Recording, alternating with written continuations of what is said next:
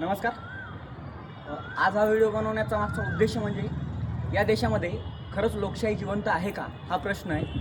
आणि मला तर काय वाटत नाही की सध्याची जी काही वर्तमान परिस्थिती आहे त्याच्यामध्ये कुठेही मला ही लोकशाही जिवंत असल्याचा कुठेही एकसुद्धा साक्ष मला पाहायला मिळत नाही. कारण की लोकशाही म्हटलं तर लोकांना त्यांचा आवाज उठवण्याचा अधिकार असला पाहिजे आणि उठवलेला आवाज त्याला कुठंतरी सरकारनं सुद्धा प्रतिसाद द्यायला हवा.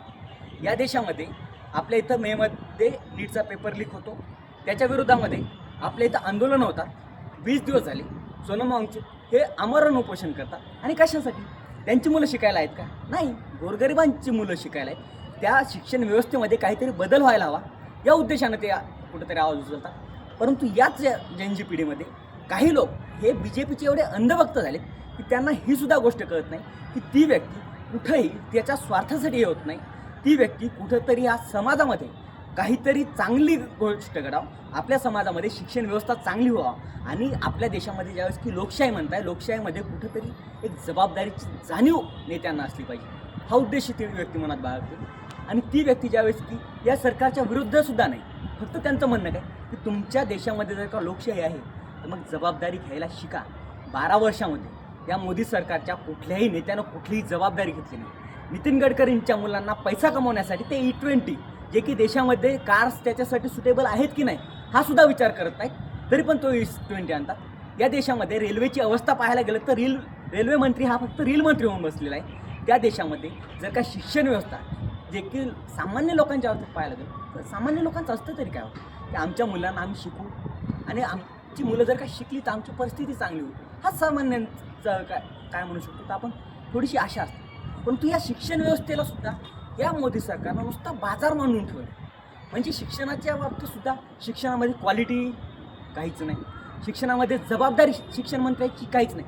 आपल्या इथं मागच्या वेळेस इथं महाराष्ट्रामध्ये TETचा पेपर झाला, तो पेपर व्हायच्या अगोदरच तो पेपर लीक होतो. तुमचे MPSCचे पेपर असतील ते लीक व्हायला लागतात. तुमचे जे काही म्हणसाल प्रत्येक पोलीस भरतीचा, तलाठी भरतीचा प्रत्येक पेपर लीक होतो आणि तुमचे शिक्षण मंत्री म्हणतात का की कुठेही पेपर लीक झालेला नाही. म्हणजे तुमच्या डोळ्यासमोर हे पेपर लीक होतात. त्या पेपरसाठी अभ्यास करणारे लाखो विद्यार्थी रात्रंदिवस इथं लायब्ररीमध्ये बसतात.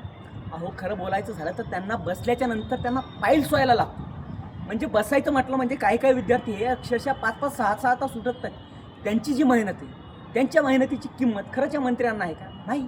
कारण की काय ते या देशातली जी जनता आहे तीच मुळात एवढी मूर्ख बनलेली आहे की खरं सांगायचं झालं तर आम्ही कुणाची तरी अंधभक्ती करण्याच्या नादामध्ये हे विसरून चाललो की आम्ही या देशाचे नागरिक आहोत. आमचे काही कर्तव्य आहेत, आमचे काही अधिकार आहेत. फक्त आम्हाला काय झाले की आज या सोशल मीडियाच्या युगामध्ये फक्त आम्हाला 1.5 GB डाटा मिळतोय म्हणून आम्हाला कुठंतरी तो डाटा संपवायचा, म्हणून आम्ही काय करतो तर BJPच्या येणारा असो का काँग्रेसचा असो, मी कोणाचाही समर्थक किंवा विरोधक नाही. माझा प्रश्न आहे की या देशामध्ये कोणतीही व्यक्ती जर का एखाद्या नेत्याच्या विरुद्ध बोलत असेल याचा अर्थ असा नाही की ती व्यक्ती देशाच्या विरुद्ध बोलते. म्हणजे आजकाल कसं झालेलं आहे की या देशामध्ये जर का समजा BJPला विरोध केला तर म्हणे तुम्ही पाकिस्तानचे एजंट, म्हणजे ज्यांना की तुम्ही हिंदुत्वाच्या नावावरती निवडून दिलं ते येतात आणि काय करतात, अयोध्येमध्ये चंदा चोरी करतात.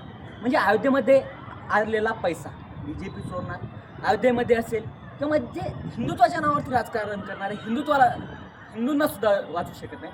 आणि त्याच देशामध्ये आज पेपर लीक होतो.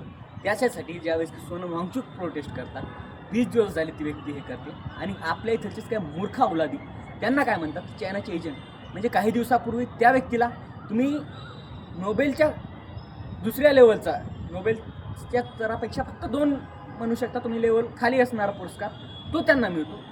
त्या व्यक्तींना या देशासाठी जे कॉन्ट्रीब्युशन दिले, आपल्या इथलच्या सोशल मीडियावरती फक्त 1.5 GB डाटा हे करायचा. आम्ही IT सेलचे एवढे अंधभक्त झालेले आहेत काय मोदींचे यांचे की साला मोदी जर का म्हटला की मी इथं मुतून गेलोय ते तिथं जाऊन चाटायला लागतील त्या प्रकारची झालेली या औलादींना ही गोष्ट कशी कळत नाही. मला हा प्रश्न पडतोय यांच्या येणाऱ्या पिढ्यांना हे नेमकं उत्तर काय देणार आहे, हे नेमकं दाखवणार काय.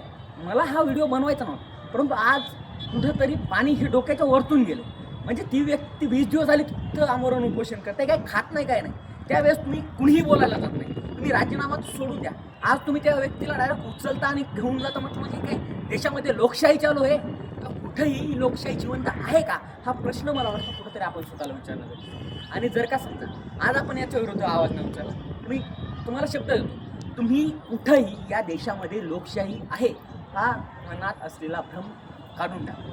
कारण की ज्यावेळेस की जनता शेंड होते ना, त्यावेळेस लोकशाही कधीच जिवंत राहू शकते. कारण की मला एक वाक्य आठवतं, your true patriot is always defend his country from the government. म्हणजे जो काय खरा देशभक्त असतो तो का, तो कधीही कुठल्याही सरकारचा अंधभक्त नसतो. तो प्रत्येक वेळेस देश आणि सरकारमध्ये जर का निवडायचं असेल तर तो प्रत्येक वेळेस देशाला निवडतो. आणि कुठल्याही सरकारला प्रश्न विचारणं, कुठल्याही नेत्याला प्रश्न विचारणं म्हणजे हे कधीही देशाच्या विरुद्ध असलेलं कृती नाही, तर हे एका जागतिक नागरिकाचं कर्तव्य.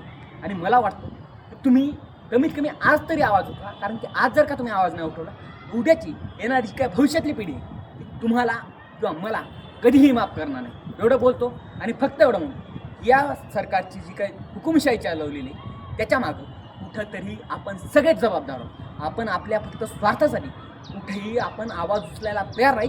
त्यावेळेस खरं सांगायचं झालं तर आपण शंड आहोत असंच म्हणणं आहे.